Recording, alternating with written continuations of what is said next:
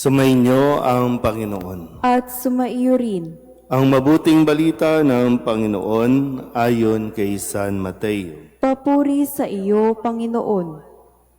Noong panahong iyon, sinabi ni Jesus, "Saaban ninyo mga iskriba at mga pariseyo, mga mapagpaimbabaw, ibinibigay ninyo ang ikapu ng gulaying walang halaga, ngunit kinaliligtaan ninyong isagawa ang lalong mahalagang aral sa kautusan, ang katarungan, ang pagkahabag, at ang katapatan. Tamang gawin ninyo ang mga ito, ngunit wag naman ninyong kaliligtaang gawin ang iba. Mga bulag na taga-aakay, sinasala ninyo ang niknik sa inyong inumin, ngunit nilulunok ninyo ang kamelyo. Saba ninyo mga iskriba at mga pariseyo, mga mapagpaimbabaw. Nililinis ninyo ang labas ng tasa at ng pinggan, ngunit ang loob nito'y puno ng mga nahuthot ninyo dahil sa kasakiman at pagsasamantala.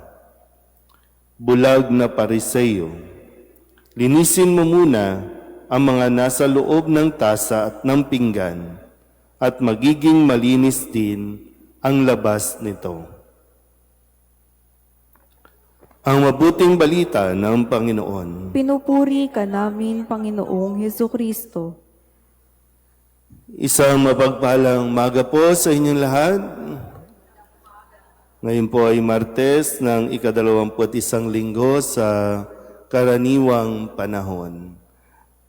Alam naman natin at naririnig natin madalas na sinasabi at pinapakilala na mayroon tayong Diyos na mahabagin, mapagmahal, mapagpatawad, at yung kayang-kayang tanggapin ang ating mga pagkakamali at kayang-kayang unawain ang ating mga kahinaan.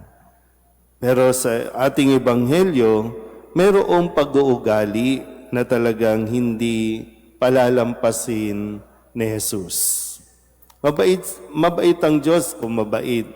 Pero yun nga, bahagi ng pagiging mabuti ay yung sasabihin sa atin ang mga bagay na dapat nating marinig. Hindi yung mga bagay na gusto lang nating marinig. Yung magaganda lang. So, magaganda at pangit, sasabihin ito sa atin harap-harapan. At lalo tigit, malaki ang kanyang inaasahan o yung expectation sa mga may katungkulan o nasa katungkulan. Malinaw po ba? Kaya po, pag naririnig nating mga pariseyo, mga iskriba, nakadalasan, ito yung mga talagang basher na tinatawag natin sa ngayon. No? Ito yung mga kontrabida sa mga ginagawa ni Kristo.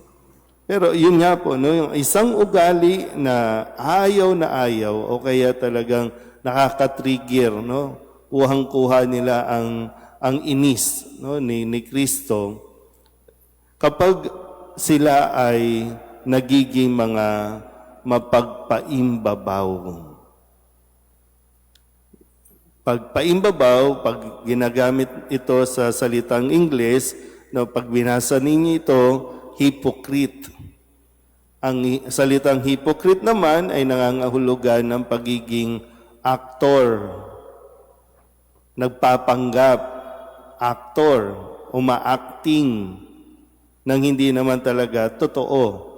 Kaya pag sinasabi, mga mapagpaimbabaw, kayo mga pariseyo, mga iskriba, kayo na mga nasa katungkulan na dapat una tigit nagsasabuhay ng mga kautusan na ipinapatupad.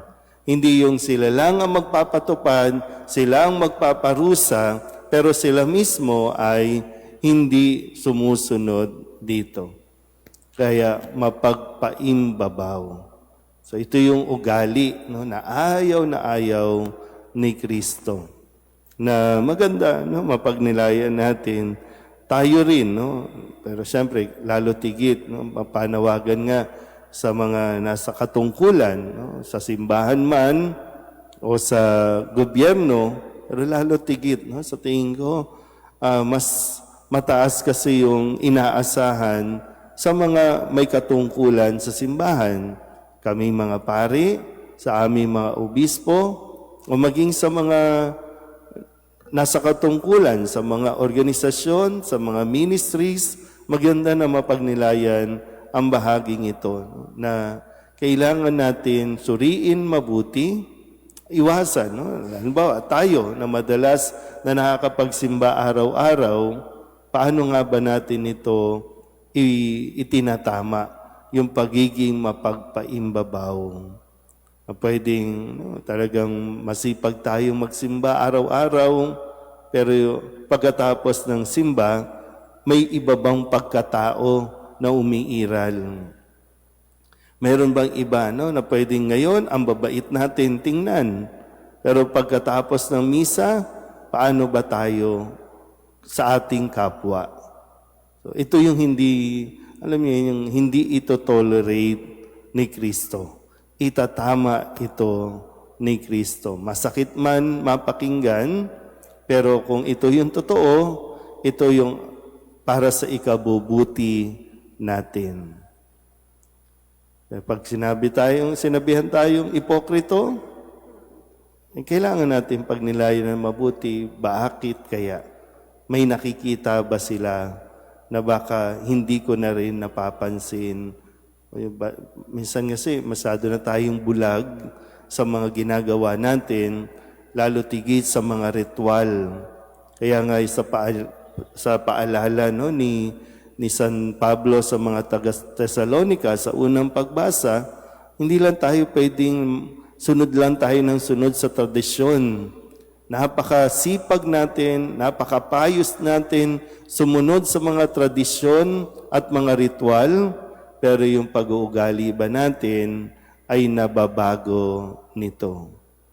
Aanin mo kung sa ulo mo lahat ng mga dasal, ng mga rosaryo, pero yung ugali ay hindi nababago. Baliwala ito.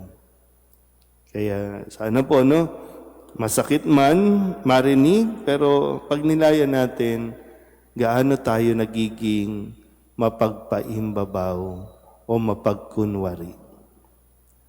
Amen.